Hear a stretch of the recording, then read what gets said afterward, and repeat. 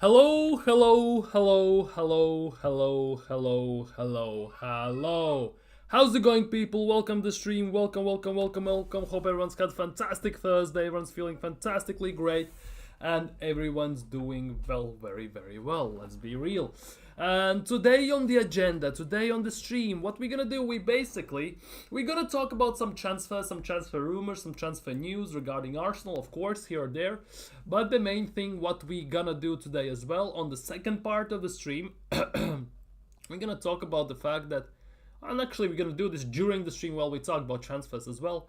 Where did Arsenal's season go wrong? Because let's be real, this season has been a kind of a failure, not even kind of massive failure compared to the previous seasons, and kind of feels like it doesn't not gonna get any better given the fact that there are some things that change, and people say changes for good, but ultimately sometimes changes for the worst, and on some level it does look like changes are gonna happen, and we're talking about here about Mikel Arteta more specifically and the club in general. So we're gonna talk about all that. So smash the like button if you haven't already.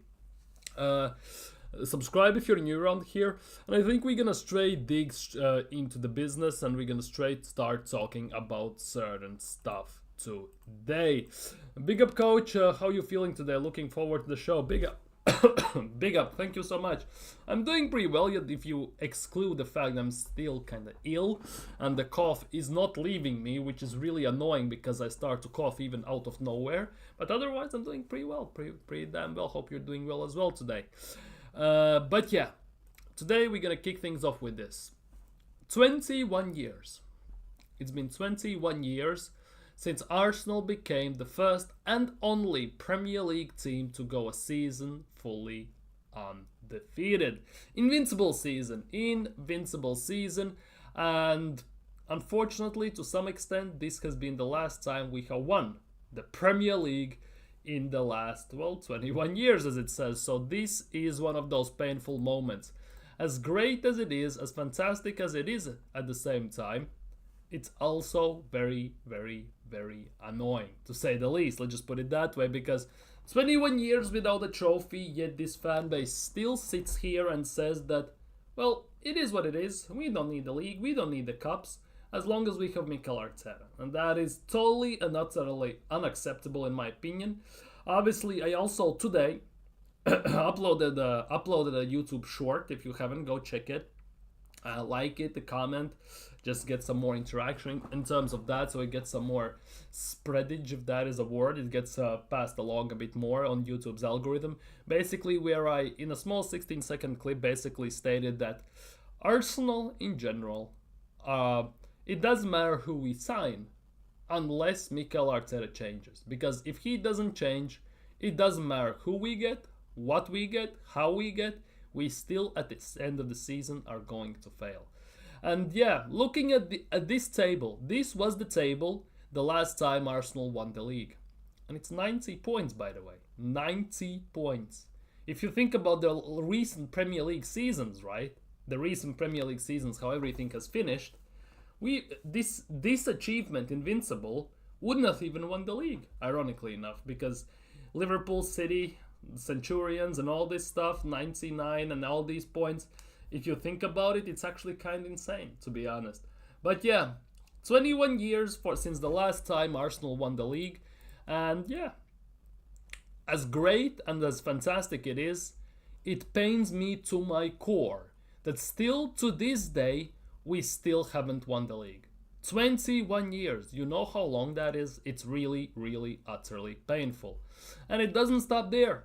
If we talked about about our history, this is the season we are having right now. We're gonna finish in top 4 by the looks of things, at least hopefully, based on the recent results and performances. But this is what we are looking at. Arsenal are the only, and I repeat, only Big Six team that will not feature in a cup final this season. Phase 5. We are in phase 5. The Chelsea are in a final. Liverpool were in a final and they have won the league. City can still win the FA Cup. Europa League is for United and Spurs. And as always, Arsenal are, well, as Liverpool's banner said, only a bridesmaid. This is the result how we are celebrating arguably 21 years since the Invincible Trophy. More much, and no finals, no trophies whatsoever, no Premier League in 21 years. And when you go on social media, you can see not all the big, massive chunk of Arsenal fans not giving a damn. As long as they have Arteta, as long as they have hair flick, mosquito guard, as long as they have new merch every single other week, they're happy. Genuinely, they're happy. Oh, give him one more year, give him another year, and all this stuff. And when you look at these clubs, right? The big six, right? Think about it. Which of these big six clubs would keep Mikel Arteta in job for 5.5 years with winning nothing? With 750 million spent and winning nothing. Nada. Zero, zilch, however you want to name it. Because Chelsea probably would have sacked him after the first season because they finished 8th. Liverpool wouldn't even sign him because it doesn't fit them. City also wouldn't even sign him. United maybe would have given him 2 seasons, but otherwise they would have sacked him. And Spurs, it is what it is, they would sack him as well. Only Arsenal is the club that would give an unsuccessful, anti-successful manager 6 years almost, because by December it's gonna be 6 years. They're gonna give him almost $1 billion, because let's be real, by the end of the summer, based on how they are spreading all these war chests and everything, we will have spent $1 billion. $1 billion, and we legit will have nothing to show for it. Oh, but Arsenal fans and everyone makes fun of Chelsea because they spent about 700 million in one window, right? Who cares? Who cares? Like, seriously. Oh, we are in a better position. So? We don't win nothing at the end of the season. Chelsea win also nothing at the end of the season. And Chelsea actually at the end of this season can win something. We are in no position to win anything this season. How can something like this satisfy anyone? How? I just don't get it how this can be a thing. Yet at the same time, Arsenal fans are so entitled that they walk around with their pigeon chest and think that they genuinely own the place. On what merits? Like, seriously, on what merits do they have the nerve and attitude to walk around as they own the place? As they have won something major in the last years.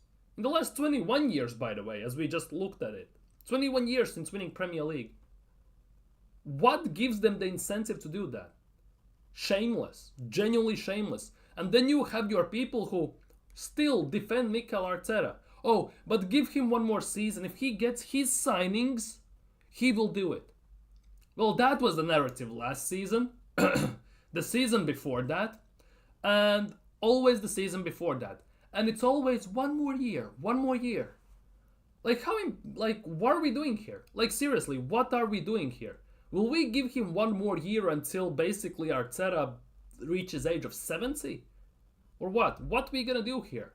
Oh, Wenger finished 3 seasons in a row second and then we won the league. At least he did something. He showed that he can do it. He had some experience from Japan and everything. He's shown that he can do it. What Arteta has done that gives them the belief and trust that we gonna do anything. Like, seriously, we gonna do anything next season? Like, what? Because personally, I don't trust this manager. Serious talk. I want Arsenal get better, get world-class level players. At the same time, by the way, I don't want this manager getting a single penny. I know it's hypocritical, I know it's ironic, but it is what it is. Like, I think Berta is here to prepare the life after Mikel Arteta. And this summer, I'm not expecting massive window, right? I'm expecting that we're gonna sign someone big, but we might not even get the window everyone is hoping for. And to some extent, it looks like these top Gunners are waiting for Berta to fail. because they want to be proven right. They will go, then you see, even he can do it. It's him, it's his fault. They're never gonna hold Mikel Arteta accountable. Even despite the fact that Mikel Arteta has openly admitted that he was the one who was calling all the shots. And he admitted that he makes the final decision on the transfers. Last summer, genuinely last summer, think about it. There were arguments and hierarchy about Merino, that he doesn't fit the team and the system, and about Calafiori on his injury record and everything. There were arguments, they thought they were not good enough. Yet Mikel Arteta put his hammer down and said, I want them. So at the end of the day, he got him. And now we are where we are once again. Merino is genuinely awful as a midfielder, by the way. It didn't work him at Newcastle when he was young. And it doesn't work 10, 12 years later right now. Well, not 12, about 7, 8 years later when he's here right now. A guy who has never played at striker is better at playing striker than he is in his natural midfield position. Make it make sense. Which club operates like that? Which club? And when you suggest anything about changing the manager, the players, selling certain players, oh, but you can't do that. You genuinely cannot do that. They are the best players you will see next season. We will get the best out of them. Seriously, these top Gunners care more about Arteta and the players more than the club. And since what time demanding trophies and winning from a club that was so used to it, by the way, back in the day, is being counted as toxic and negative? Since when? Seriously, since when? I'm a very self-critical person, right? If I can't do the job perfectly, pretty much I don't do it at all, right? So when I do work, when I go to my work, my job and everything, I try to do everything to the best of my abilities, right? And I still sometimes critique myself when even I did the great job, I get praises from the boss. Afterwards, I generally sit back and think, well, I could even change that a bit, that would be even better. And my job is not accepting failure, let's be real. As soon as you fail in your job, you're fired. Instantly, pretty much. They might give you a warning once, maybe twice, but at the end of the day, 3 strikes and you're out. How comes this manager gets 1, 2, 3, 4, 65,000 chances to basically try and save himself? Like, what is that? Seriously, like, what on earth is that? Big up yous. Big up, hope you're doing well today. Hope you're doing well today. Yeah, smash the likes, people, if you haven't already, and subscribe if you're new around here. Question: If we were in the Europa League final after beating Bodo Glimt, would we celebrate or say it's a weak trophy? We would celebrate because it's a trophy, and we did it in Europe. Let's be real, we did it in Europe. Because our pedigree in Europe is non-existent at the end of the day. You can say that. In modern Europe. Let's just put it that way. I'm not talking about the things we won the European Cups like about 30, 40 years ago. I'm not talking about those. I'm talking about these days. We are a laughingstock. We call ourselves the Arsenal. 3rd biggest team in England. One of the biggest teams in the world. Yet at the same time, we have nothing to show for it for the last 20 odd years. Few FA Cups, that's about it. And in recent times, we cannot even get to FA Cup finals because since winning it, we always go out in the 3rd or 4th round. We have won 2 or 3 games since the last time we won the FA Cup in 2000. 3 games. And those games as well, they were not against cities, Liverpools and teams like that. They were against teams like Oxford and Wimbledon and stuff like that. Like, seriously? Conference League win for us, as people would say, nah, Arsenal were supposed to win it. Exactly. And to be honest, the same could be said about Europa League. But let's be real. Any of those, Chelsea wins Europa League, Conference League, sorry, they will not say that, will they? They won't say, oh, Chelsea is supposed to win that. They will go around and say, well, we have completed the treble of Europe. We have won Champions League, Europa League, and we have won the Conference League now. They will address it as very, very big thing. Same goes, for example, for United. They will address it as a very good thing. Obviously, the team is a mess. The part of the fan base already wants to hammer him out and stuff like that. But still, they will celebrate the trophy, especially since it parachutes them, not parachutes, springboards them into Champions League. Same goes about Spurs. They win pretty much nothing in their life. As an Arsenal fan, since I've been watching Arsenal, been watching Premier League, I haven't seen Spurs win pretty much anything. Let's be real. Yet if Spurs win Europa League, you can bet your sweet ass we are not gonna hear the end of it. Because at the end of the day, that means that Spurs will have better pedigree in Europe than Arsenal. Like seriously. We were in final in 2006. Henry misses one-on-ones, Lehmann gets a red card, Almunia is in goal and all this stuff, we get cheated out of a win. Okay. 2009, we are in the semi-finals, we lose to United. Okay, then we have the 2018-19 Europa League, Baku again and all this stuff. We lose in final against Chelsea. That's our European pedigree. And in the midst of things, we get pammed by Bayern Munich back in the day, 8-2, 10-2 on aggregate. This is our pedigree in Europe. Spurs as well. In recent times, Spurs has been in more Champions League finals the last 10 years, for example. Remember the comeback against Ajax and they get to the final. Like, what are we doing here? And if Spurs win seriously, they will have better pedigree in Champions League, in Europe in general, than Arsenal. And isn't that something? Spurs that every single Arsenal fan is laughing at. Oh, Spurs, who they are, they win nothing, they're ball jobs, Nando's and all this stuff. But if they win this thing, we are not going to hear the end of it. If United win it, let's be real, it will be less unbearable. But still, they will be better. Will they have better season than Arsenal? No. Will they have more successful season than Arsenal? 100%.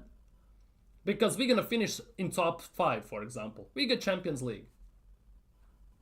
United win Europa League. They have a trophy. They're in a Super Cup of Europe. And they are also in Champions League. So they will have more successful season. Let's be real. I think people back Arteta because of what he's done in terms of improving the team. But it's like buying your girlfriend a Valentine's gift 2 years ago and not saying, remember what I bought you one? Dude, seriously. If I bought my girlfriend something, right? 2 years later, I basically on Valentine's Day give her nothing and say, remember 2 years ago I bought you that? She would pack her bags and leave me. Seriously. See, she would pack her bags and leave me. Like, I'm not discrediting what Arteta has done at Arsenal, right? Oh, he's brought us back and everything and stuff like that. But at what cost? Think about it. At what cost he has done it? 750 million and everything. Pain, torture in the last 3 years. Yes, we had hopes of winning the league. We didn't. Ultimately, you failed. And now he's doing much worse. At the end of the day. Don't kid yourself. He's doing worse than he did before. And with everything he says now in interviews, it's like he's unraveling. He's losing his mind. And to add on top of that, but by this season alone, to a certain extent, he has absolutely tarnished everything good he did before. Just by this season. Let's be real. Michael has done well to re-establish Arsenal and put respect on the badge. I respect what he's done, but this season next will make or break him. Not gonna complain because he ain't leaving now. True, but he should. I know it, most likely it was a PR stunt or something. But remember when we were 8 points clear when we lost the league? Mikel Arteta before the next season came out and said in summer I contemplating leaving Arsenal. Right? It might have been PR stunt, it might have not. And I'm not gonna lie, to some extent I wish he did. Because we would have gotten a better manager then. Oh, but who is better than Mikel Arteta? Let's be real. There are insane amount of managers who are better than Mikel Arteta. Oh, but who we can get? We can get anyone. Because at the end of the day, money talks. Getting a new manager more or less is like getting a new player in your team in transfer market. You buy the necessary money, you pay the necessary wages, they come. Pause. That's about it. How comes United got hammered mid-season? They paid off the contract and that's it. They signed him for them. You want to tell me Arsenal cannot do that to a top tier manager? There are some top tier managers who are available for free right now, who are free agents without a job as well. Like, there's always an option and there's always a chance to improve. The thing is, you're gonna seize it, you're gonna use it, you're gonna improve, or you're gonna neglect it.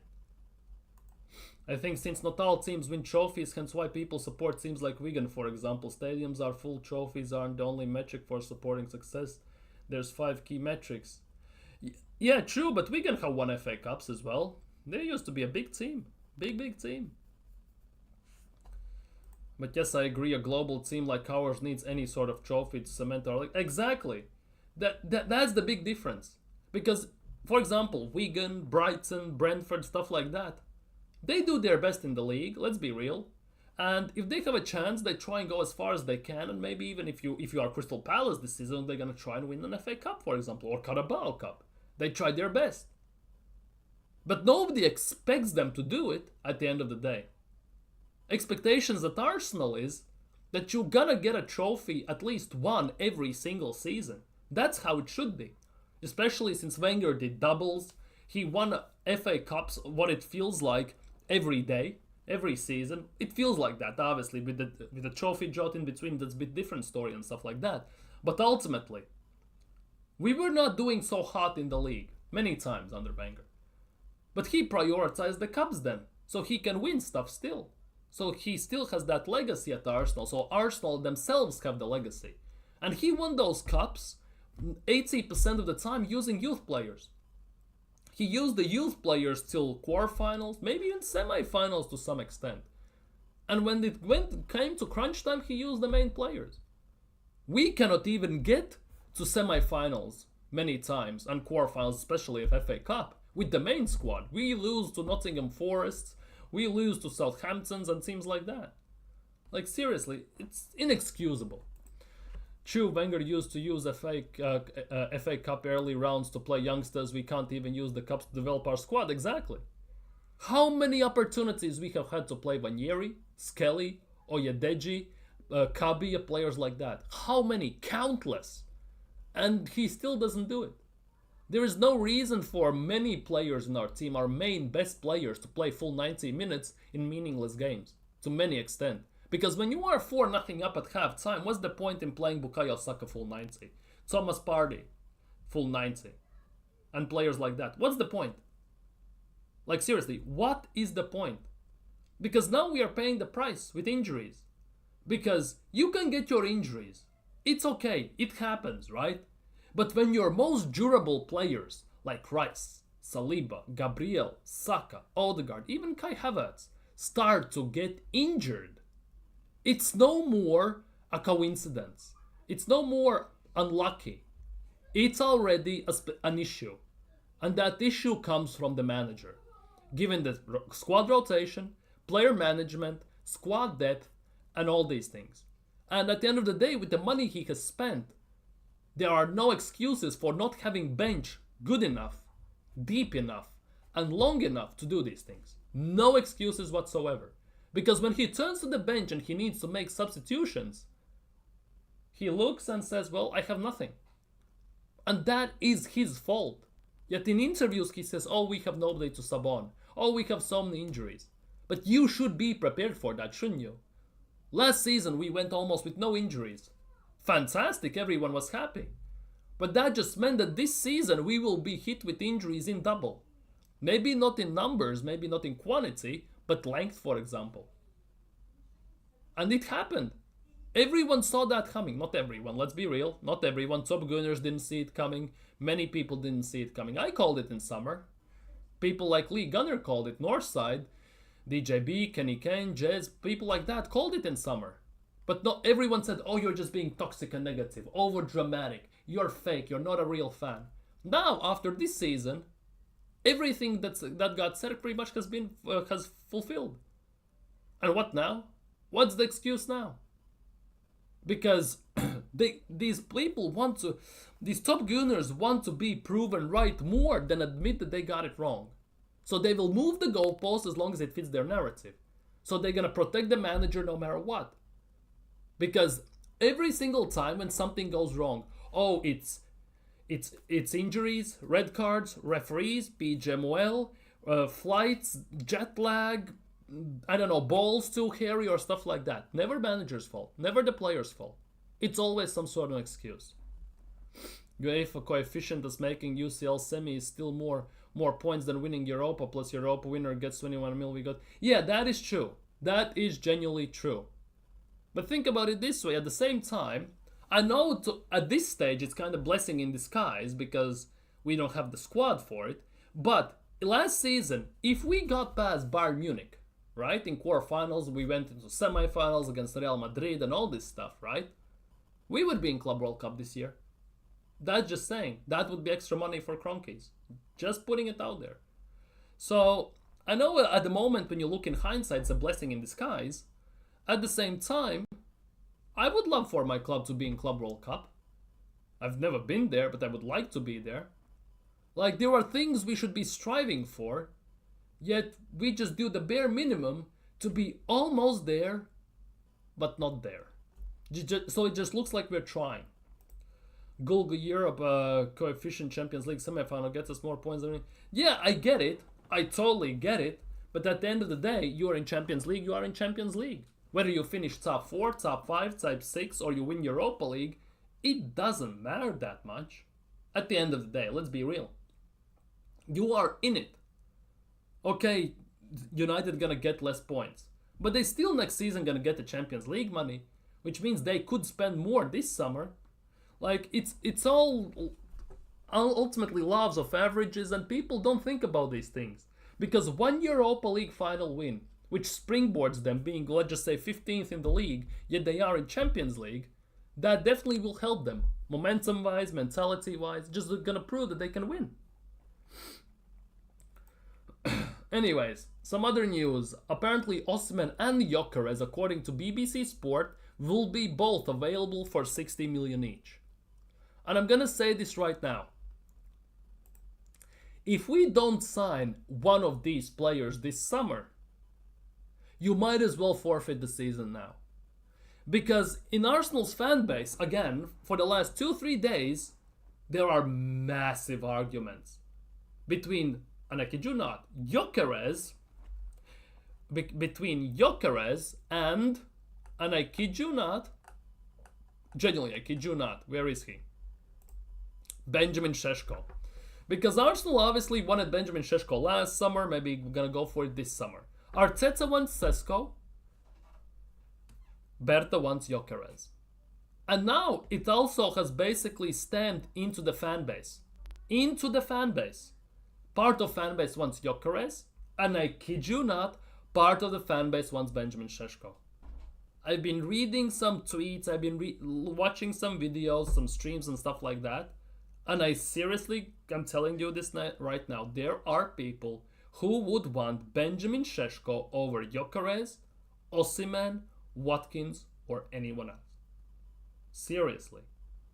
And the worst part is, Sesko's release clauses this summer are gonna be 80 million pounds, not euros, pounds. 80 million pounds. Gyökeres will be about 60 to 70, I would assume. Osimhen would be in the same category. So what reason would you give me, realistic one, that we should sign Sesko over Gyökeres or Osimhen? If Osimhen and Gyökeres are for about 15 million cheaper than Sesko, first of all. And the main part is, Arsenal are not in a position where we can sign players we need to develop. We cannot sign players that we need to develop, that need to grow, needs time, and all this stuff. We need to sign win now type of players who already, when they come into the team, they instantly are giving results. We have no time to wait because the window to win the league already is pretty small. And Arsenal have wasted every single window they have had over since they last won the league.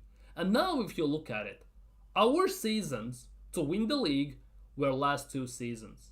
Given the situation, the fact that Liverpool already has overtaken us and won the league, not to mention the fact that next year Man City is gonna be back, you could make an argument that that window for the next 3-4 years arguably is closed.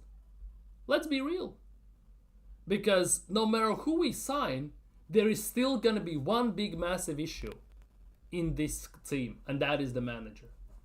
Because if you put me on paper, Slot, Pep, and Arteta, there's no chance in hell I would pick for my team the manager to be Arteta in a title race. I'm sorry, but that is the cold truth that's coming from me.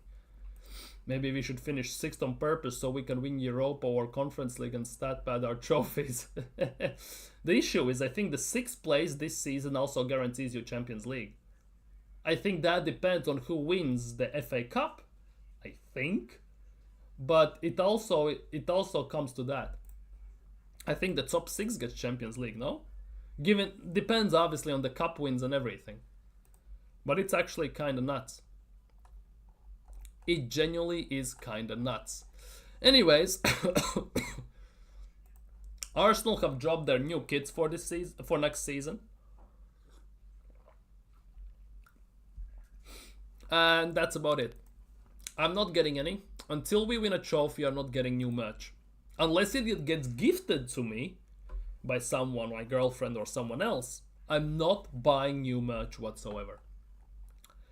Moving on. Apparently Barcelona are keen on signing Juan Garcia from Espanyol, which will go down very well in Barcelona given that Espanyol is rivals with Barcelona, especially when they play each other. Barcelona play Espanyol tonight, by the way, and if Barcelona win, they win the league today. Just that out of the way. This is fun tweet. This is something you should saw this. I thought you should see this. Bologna yesterday in the cup final beat AC Milan. They won their first trophy in 51 years. 51 years. That's Newcastle level drought, right? 51 years.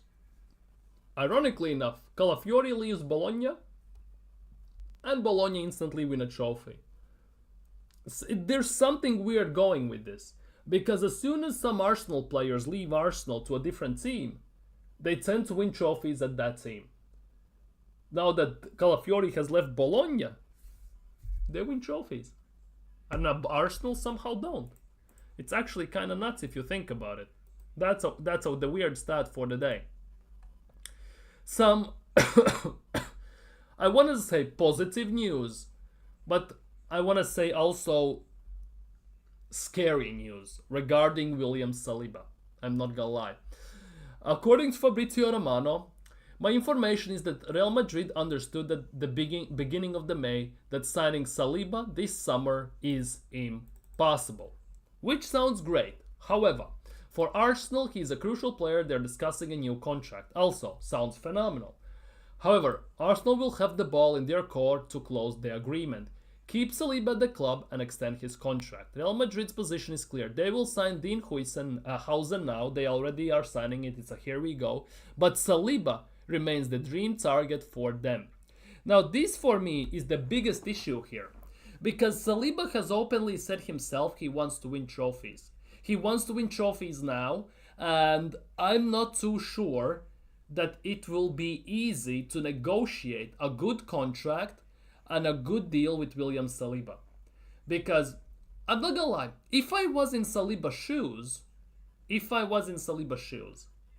I would wait one more season. Because for me as a player, if you have any ambition, you would sit there and see what this club does in summer and how this season goes. Whether Mikel Arteta stays, whether Mikel Arteta goes. What players come in and what players go out. Because this won't end well if Arsenal screw this up right now. Obviously, tying down Saliba to a new deal, long-term deal, is very crucial for Arsenal because his contract runs out in 2 years. If I was in Saliba's shoes, I wouldn't rush the matter. I'm not gonna lie. Anyways, Barcelona news. Some Barcelona news. Before we get into that, let's see what you're saying in the chat. Besides the trophies, my biggest complaint is that I don't enjoy watching the team. That's one of those 5 sporting goals. At least give us enjoyment, watch it so boring, sleepy, and give us spark. Exactly. Exactly. Because it's like that is the biggest issue. Good football. If it was 2 seasons ago, I have no problem if we still play that. Well, 3 seasons ago, looking at now. Since we play this go to sleep little baby type shit, it's annoying. Is Garcia gonna replace Raya? What's your take on Raya? Dean Housen's a great deal for Madrid, we should have bought him. Good for Madrid, first of all. Second of all, is Garcia gonna replace Raya? Now, if we sign Garcia, I can see that happening. Because the way I see this is the fact that when we sign Juan Garcia, it's gonna be calm and easy for about month, 2, maybe 3. But he will want game time. For him, it sounds very stupid, in my opinion, to go from starting spot to not playing pre-match at all at Arsenal. And then we will be in another Ramsdale Raya situation. And as good as Raya overall has been, there are also many issues that bug me about him, many times. And I think that if push comes to shove, and they have basically a shootout, who performs better, I think Garcia could come on top. Genuinely. Hausen to Madrid, Madrid strikes, and Saka on 300 against Saliba too. Hopefully. Arteta out, crap mid-manager. Big up Marlon, exactly. But there's a catch to that. So, exactly, Saliba wants to win at Arsenal, but... Sorry. So if we win the league, he'll say mission complete, he won new chance. Exactly, that is the case, 100%. But, again, even though he wants to win at Arsenal, at some point, players have to be selfish. They need to think about their own careers, their own health, and their own legacy. In 22-23 season, when Saliba got injured, right? 8 points clear and all that stuff. It was a sign that we need a replacement for Saliba, a backup, proper backup. And I'm not talking about Timber who can play center back or White who can play center back. We need to sign a center back for that spot. And since then, since coming back from that injury, Saliba has played almost every single game for the full 90 minutes. And he still hasn't signed him a proper backup. So if that gets neglected and our summer is not up to par, we could be looking at a very dangerous situation. If the next season doesn't pan out in a way that where we win Premier League or Champions League, right? I wouldn't blame Saliba if he would want to leave. I'm just saying it right now. I wouldn't blame Saliba. Because he has openly spoken about in interviews that he wants to win trophies. Yes, he wants it at Arsenal, but if he cannot do it at Arsenal, he will go somewhere else to do it. He has also included Gabriel in these talks. And we all know that there is still Saudi interest for Gabriel. Real Madrid are not going to cool down their interest in Saliba as well. They will come back for him. And that is a big, big worry. Many YN go after that flick, man. Yep, coach saw Gyökeres, Rodrigo links, and why the fuck are we still linked with Nico Williams? Well, go ask Arteta that. Get this Lego hair bum out of my... Exactly, get him out. Big up Mike, hope you're doing well. Good football is winning football. Exactly, everyone's happy, no problems. I rate Gyökeres, but do you rate Rodrigo? I have my doubts. I don't have doubts about Rodrigo. The one thing I have doubts about is Mikel Arteta. And this again, I know it looks like I'm picking on Arteta, but the proof is in the pudding. He ruined Martinelli, he ruined Trossard, he has ruined Odegaard, he has also partially ruined Saka. Right? Rodrigo is a left winger. I don't give a damn what anyone says to me. Rodrigo is a left winger. We need a left winger. Signing him would be fantastic. Yes, he doesn't have the same pace as Martinelli, for example. But the shooting, passing, technical ability, clutch moment performances, he outweighs Martinelli in every single department besides, actually, pace, in my opinion. And I would take him in a heartbeat. Because Arsenal need Alexis Sanchez level type of signing. And I think Rodrigo would be that. Rodrigo scored 8 goals last season in a dominant Madrid team. This season, only 10. He's playing out of position, first of all. Second of all, last season, he was the reason Real Madrid got to the final of Champions League and won it. I know there's a big part which... I forgot the name of the striker. On top of my head, oh my god. The tall one that came as a sub. Joselu. Joselu saved them. But against Man City, he came on as a sub in 80th minute, scored 2 goals, and they went further. Rodrigo has the clutch gene. I want to see Rodrigo at left wing. And there is no argument. I went over Rodrigo's stats. His best performances, the times when he scores the most goals, gets the most assists, and is the most influential at Real Madrid when he has played, has been at left wing. And Arsenal are in a just desperate need to sign a proper left winger. Oh, he has 8 goals and this and that. Don't care. The main issue about this is, can Mikel Arteta coach him? And can he adapt? Because for me the biggest issue is, Arteta signs players for his system, to fit his system. And he's so stubborn and narcissistic in his ways that he doesn't want to change his system for nobody. And that for me is a big issue. Because if we sign Rodrigo and we still play like we did this season, that we pretty much deviate only to the right and give Saka the ball, Rodrigo won't care. The thing is though, Rodrigo, yes, they came out on Instagram and said, I'm recovering fine, stop listening to fake news. So it doesn't look like he has any issues at all. Ain't no way in hell Nico Williams will be good for us. He's a bang average. That's the thing. I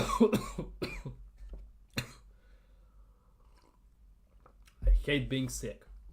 Make our left side dangerous. Exactly, our left side has been mess for the last 2.5 years. Our midfield as well has been a mess. Bro, he's basically right wing most of the time and he's always out of position. Exactly. That for me is the biggest thing. Is Buemo or Wissa or Semenyo not a bare deal?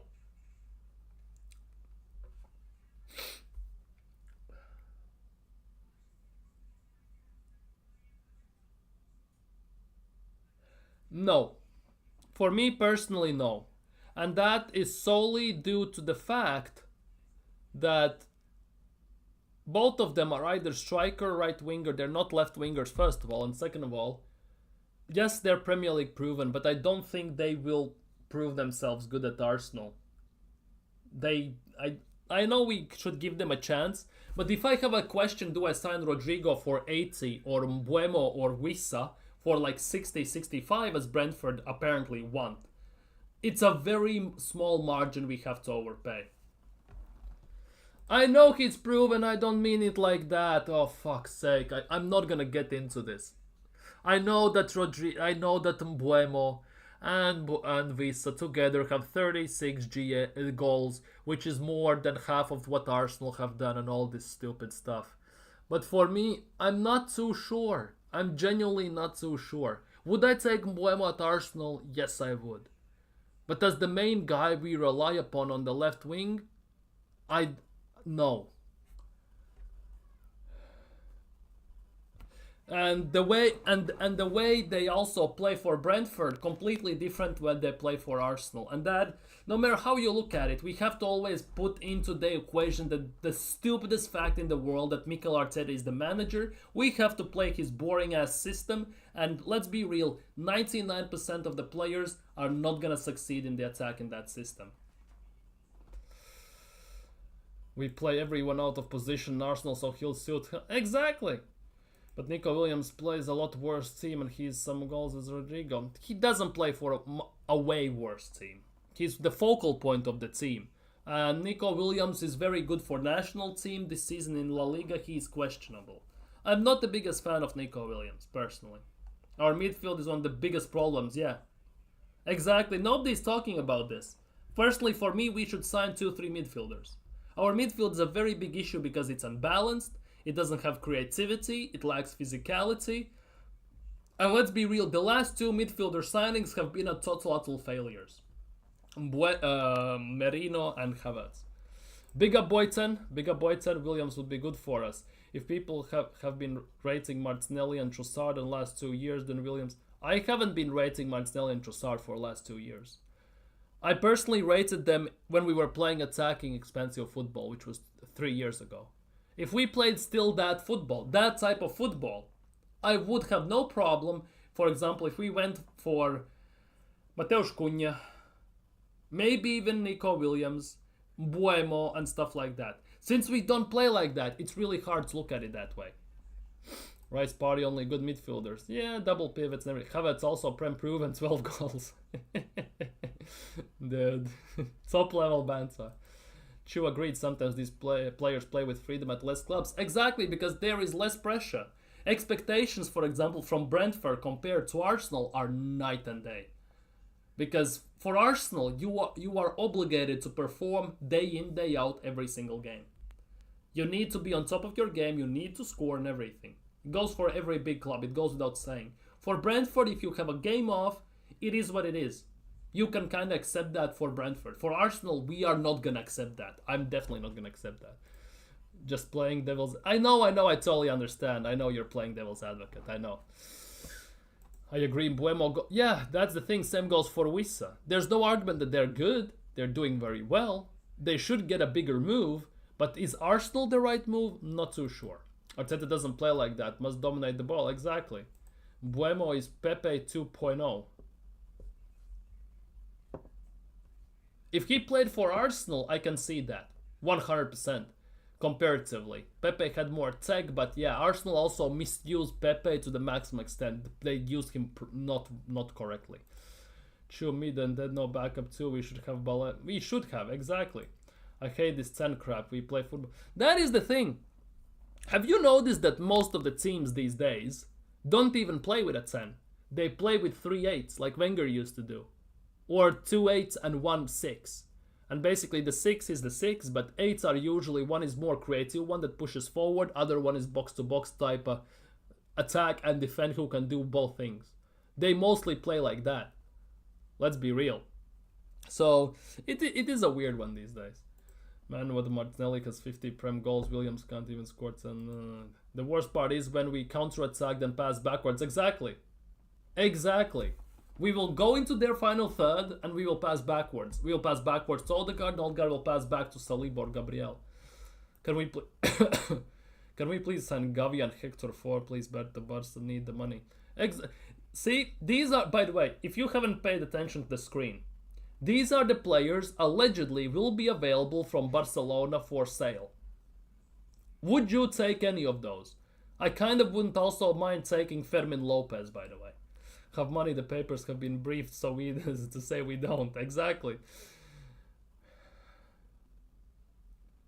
Batman Berta needs to make Arteta sleep with the fishes.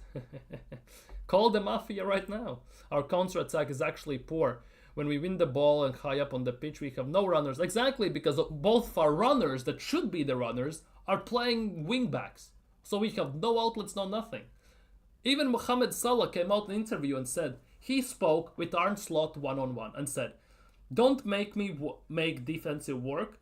I'm gonna do what I can, like defensively, sometimes run back. I will mostly be in the center of the pitch so we have an outlet, and the rest I will do myself on the attack and you won't be sorry. Arne Slot listened to him, adjusted the system, adjusted the team in that way, and obviously we'll see what happened this season. Well, see, it comes from the guy who rates Kivior. Yeah, exactly. Just one up top, and we basically play a formation like 7-1-1, 7-2-1, something like that. But yeah, I personally would take, I'm not gonna lie, I personally would take Hector Ford, Fermin Lopez. If it was for reasonable price and salary, I also would take a punt on Frankie de Jong. I'm not gonna lie. Anyhow. Saliba, we talked about Sesko already. Sesko, see, Sesko's release clause is £75 million. Why would we sign Sesko if we can sign Gyökeres for less or Osimhen for less? Oh, Gary Neville has spoken. I don't want to read that. That's gonna ruin us. Big up Dan Potts. Big up Potsy. Big up Potsy, my guy. Listen to this. This transfer window this summer is going to be nuts. Arsenal, Liverpool, Man City, Newcastle and Chelsea, I all expect to spend big. Man United and Spurs need to catch up too. Prepare for a mad one. And that is the biggest thing. No matter how you look at it, no matter who you look at it, we can also look at the fact that, for example, Barcelona want Gyökeres. Liverpool are interested in Gyökeres, I read today. The longer, for example, Gyökeres is on the market and we don't sign him, the bigger are the chances that another team is gonna get him. And if they do, what we gonna do then? Because we all know that Arteta wants Sesko, Berta wants Gyökeres. It's starting to look like Arteta tries to drag this as long as possible, so Gyökeres is off the market, right? And Berta has no other option than buy Sesko for him.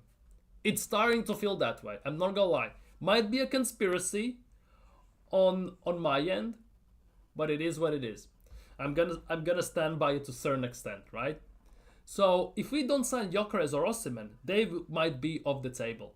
And then we are only left with, well, maybe Ekitike, maybe Watkins, or actually we will go for Benjamin Sesko.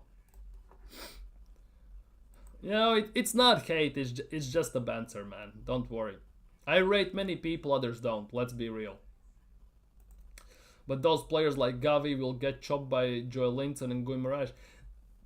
That's the biggest issue. That is the biggest issue. No matter how you look at it, Arsenal have screwed up. Because we had a chance to sign Douglas Luiz, we didn't. We had a chance to sign Bruno Gyökeres, we didn't. Arsenal wanted the number 6 from Juventus. The other one, not Douglas Luiz, the Italian one. How am I blanking on this? I used to sign him also on FIFA when I played him. Number 6, yeah, Caicedo as well, big up coach. The number 6 from Juventus. Oh my god, how is my mind blanking on this?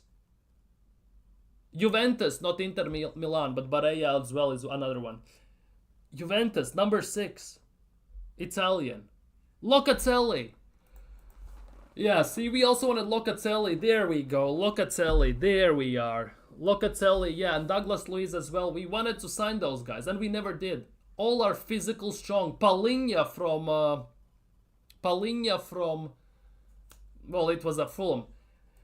Yeah, you see him barely played now, but that was like 3-4 years ago. That was long time ago.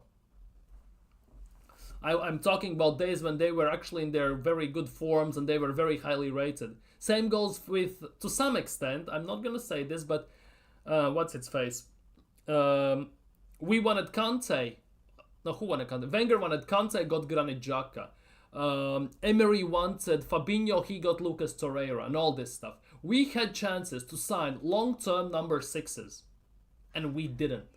Now we are in a position where Partey could be leaving, could be staying, we don't know. And our midfield, physically, is, I don't want to say weak, but weaker than other teams. And it gets really easily overrun. Exactly.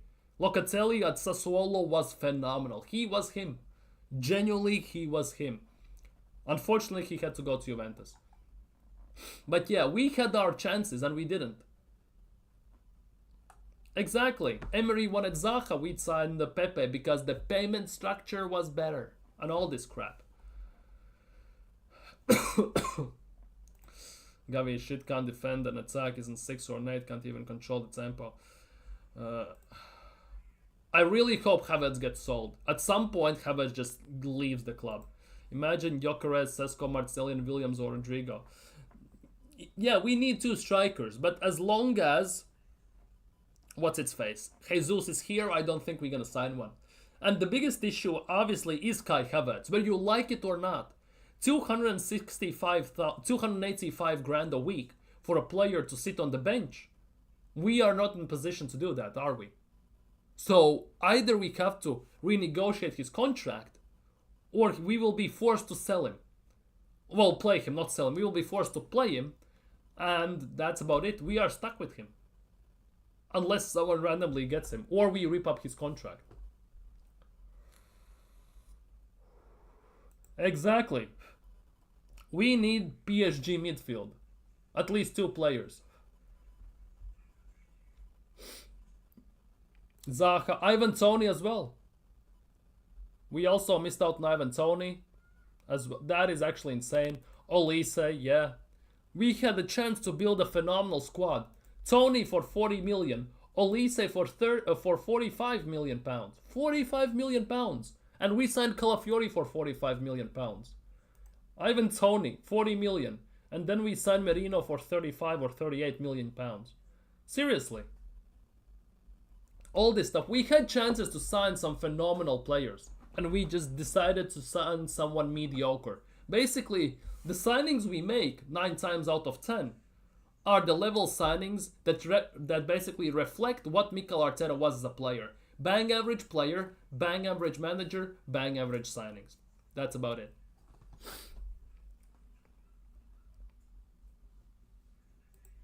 How come we can't coach hidden gems too? You say these hidden gems, right? We went to Portugal and bought for 35 million Fabio Vieira. Meanwhile, PSG at the same time went to Portugal and for 40 million or 45 bought João Neves. We went to Portugal for 9 million. We bought Nuno Tavares. Meanwhile, PSG goes to Portugal at the same time and buys Nuno Mendes. It's like a team that has proper manager, proper scouting network, and proper system actually does the things properly. Not like Arsenal, who bins off every single scout and makes some rappers scout the players. Yeah, Ruben Neves as well went to Saudi, yeah. Yildiz is tough as hell for his age. Yeah, Yildiz, Conceição I would take in a heartbeat from Juventus as well. Low-key, I would also take, for example, Trincao from Sporting Lisbon. That is also another player I would take. There are gems, there are very good players in, but we just don't want to sign them. We just want to sign someone else. That is the biggest thing.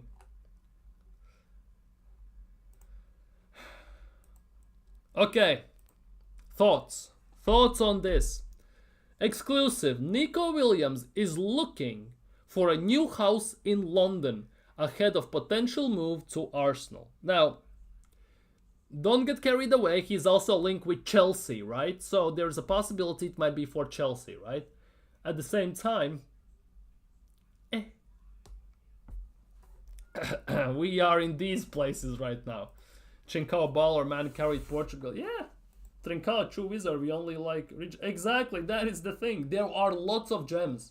The worst part is, right, how we as fans can see the problems in the system, in the club, with the players. We can see some players who would improve team massively, could be massive starters, and we could get them for reasonable money.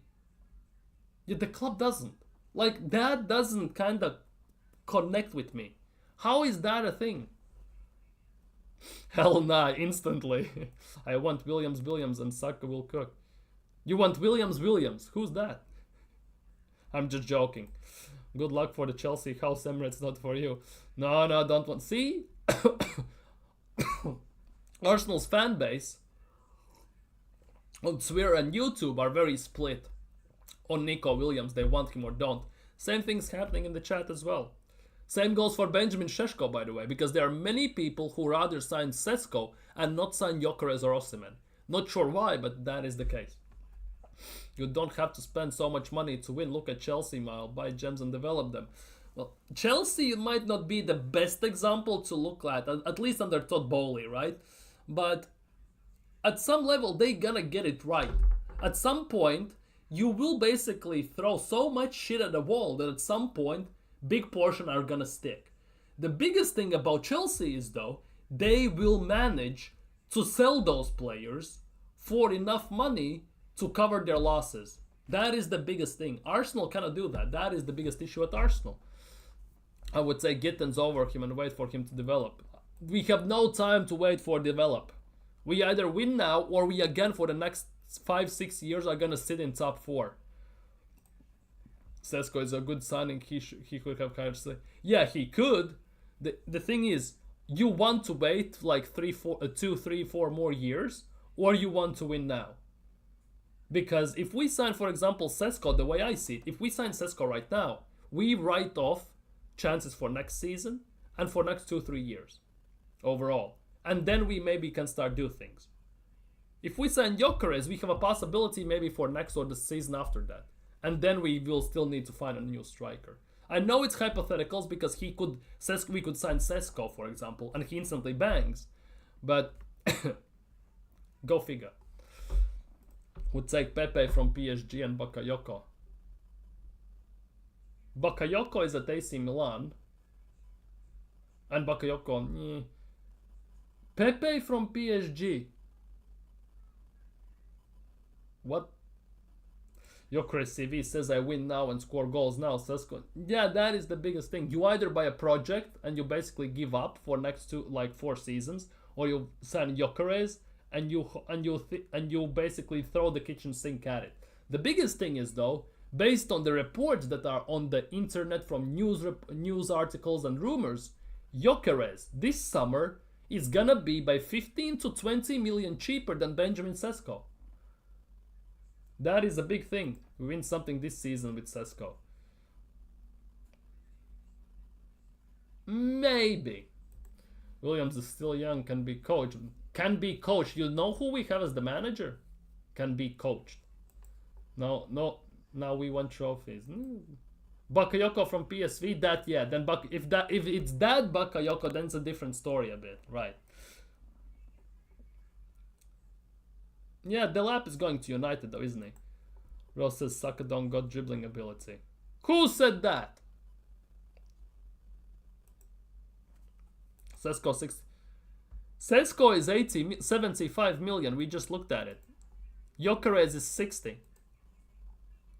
Oh yeah, and Lokonga is Arsenal are sending Tavares for 9, and Lokonga is returning to Arsenal in shocking display of things. So, yeah, it's not looking too good, in it. Same Diomande we cooked against Sporting. Like Diomande is it's like the flavor of the month every summer, isn't it? For the last 2-3 seasons, he's been getting sold and still hasn't moved. Yeah, I clocked it because Pepper told me. Big up. Play 2 up top when losing Sesko and Gyökeres. We could do that, but how often do you see us doing that? Think about it. That involves having plan B and plan C in your game plan. And we all have seen throughout the whole goddamn season for years, Arteta doesn't have that, does he? That's the most frustrating part. We can sign whoever we want, but unless Mikel Arteta changes his style, his abilities, and actually opens his eyes to a potential having more than one game plan for the game, it's a moot point. It means nothing. That's the most frustrating part. Because we could have prime Messi and prime Ronaldo, but based on the tactics we are playing right now, we still wouldn't win the league. That's what's frightening. Although saying that, if we had prime Ronaldo, maybe that at striker, maybe that would be a different story.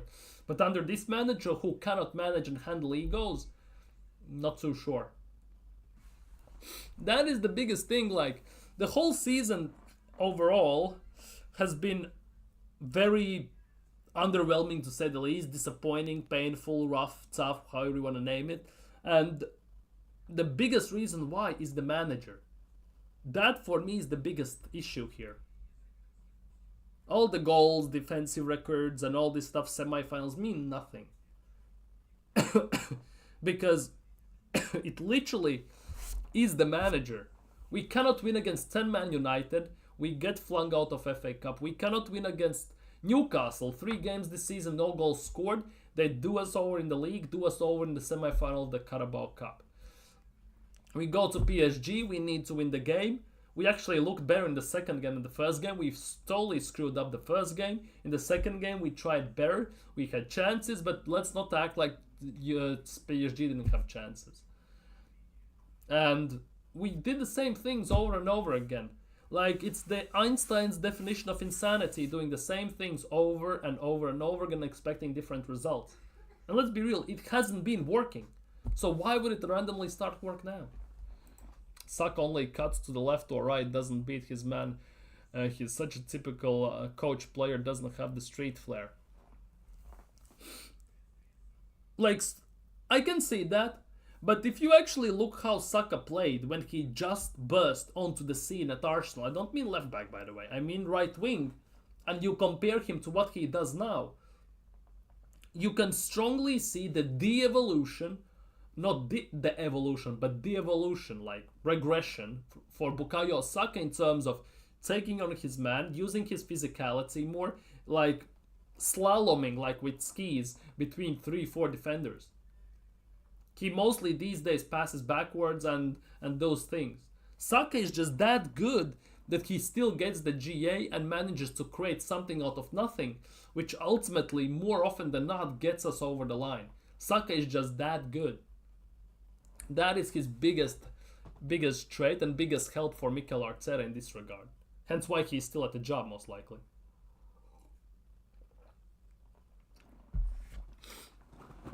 But yeah, the coaching inabilities, same mistakes as 5 years ago. That's generally criminal, if you ask me. But yeah, sorry, kind of hard to say where we go from here. Saka needs to go to cages in Wanstead Flats or Maid Vale. He'll gain sex skills, dude.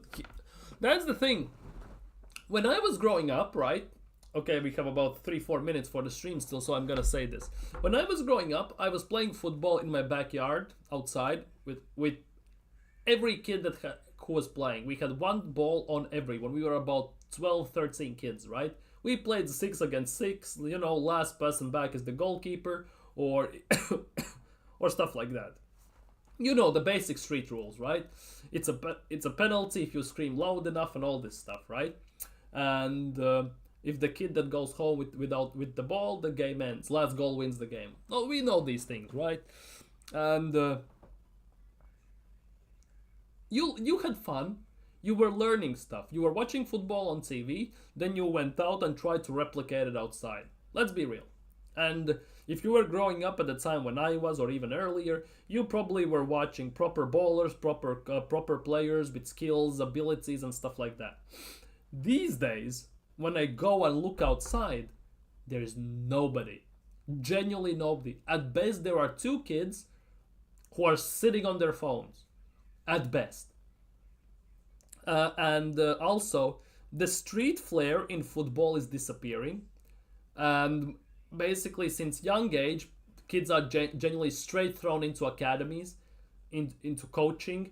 They get coached and everything. And that's why I strongly believe, for example, Lamine Yamal looks genuinely head and shoulders above most of pretty much every winger in the world. Because nobody has coached the flair out of him.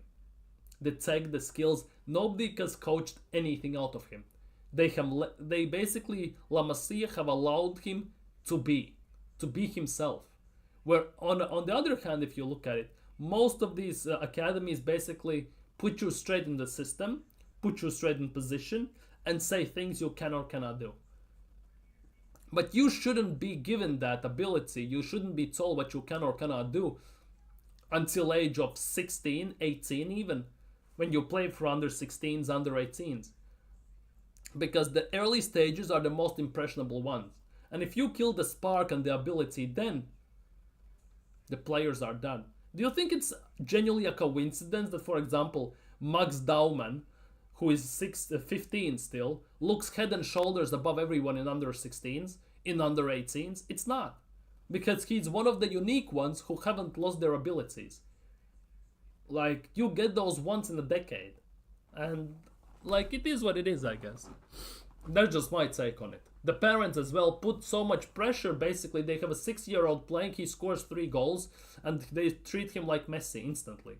Then they demand from coach getting more game time and everything, already planning brand deals, and they put so much pressure. They don't let the kid have fun, develop, be himself. They instantly put him in the business aspect of things. It's like a meat it's like a meat grinder, pretty much.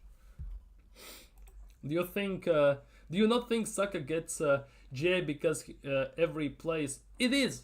That is one of the biggest things as well. We mostly deviate to the right, hence why he has most of the ball.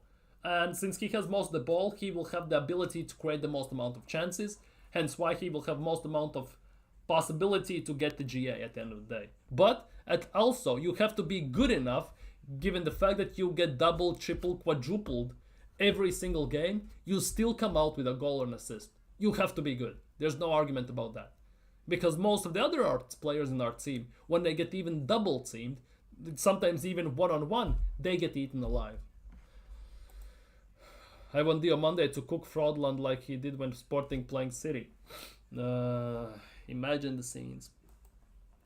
But yeah, anyways, I think it has been a nice stream. It's been quite fun, I'm not gonna lie. Talking about what went wrong with Arsenal this season and everything. We talked about some transfers. We talked about the olden days, reminiscing and everything. It has been quite fun. Yeah, exactly. Saka has to do everything. It's Saka and Inshallah. It's Saka FC, basically. What it is. It's not a coincidence that it's a meme and we talk it like that, because it is like that. But yeah, I think on that note, I'm gonna end today's stream. If you haven't already, smash the like button, subscribe if you're new around here. Leave your thoughts down in comments below if you're watching this as a playback. Big up Pepper, Coach, Marlon, Mike, Boyton, Views who came by, everyone who came by, commented, and all this stuff. You have been quite fantastic today. Hopefully I'm gonna see you all tomorrow as well, given if you come by, obviously. Let's see what tomorrow brings. Don't forget to check out the short and TikTok I released today. Like it, comment on it, gets more views, traction, always nice, gets more exposure. We could have more open discussions the more people are here. And yeah, for today, I am out, so take care and see you very, very, very soon.